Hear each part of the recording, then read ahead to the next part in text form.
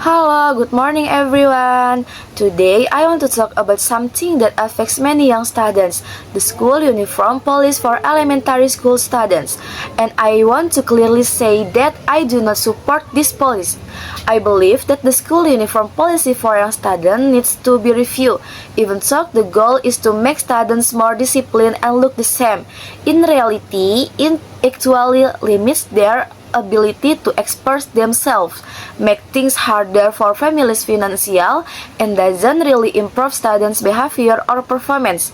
If we want education to be more open and independent, then uniforms should not be something that's required every day. Let me explain why. First, uniforms limit students' self-expression. There is a journal from Gorontalo State University that says an open learning style helps students grow their identity and potential. State uniform rules go against the ideas in the Merdeka curriculum.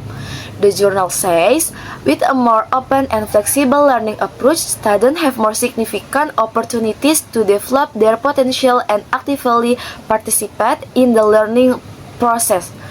This shows that students need space to be themselves. Wearing the same thing every day can stop them from feeling confident and from exploring who they are, especially at a young age. Second, uniforms add more cost for families. According to the Jakarta Post, some schools also require traditional clothes, and this has made many parents complain about the extra spending and possible discrimination. The article says, new school at the rule raises cost, discrimination concerns. We must remember that not every family has the money to buy different kinds of uniforms. This could make some students feel left out or uncomfortable and can even create social gaps at school. Third, uniforms don't really improve students' behavior or performance. A research studies from social science research say that wearing uniforms doesn't actually lead to better attendance or better behavior. The study says students in uniform meant that schools did not show better behavior or attendance than those without uniform policies.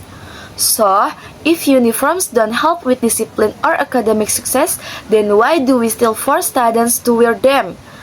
Let's also look at this from a religious view. The Quran teaches us that diversity is something to be respected. In Surah Al-Hujurat verse 13, Allah says, Bismillahirrahmanirrahim. Ya ayyuhan nasu inna khalaqnakum min zakari wa unsa wa ja'alnakum su'uba wa qabaila li'araf.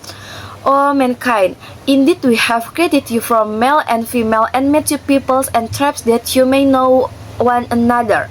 This verse reminds us that we are all created different so that we can learn from each other. Uniform policies that try to make everyone look the same may go against the idea of accepting and appreciating our difference, an idea that Islam strongly supports. In conclusion, even so school uniforms may have a good purpose, in reality, they can bring more harm than good. Students can express who they are. Some families struggle with the cost, and there is no strong proof that uniforms help students behave or perform better. A better solution would be to have a simple dress code, clothes that are neat, polite, and comfortable without needing to wear expensive uniforms every day. This way, schools become a place that more inclusive, fair for everyone, and fits both modern education values and Islamic principles.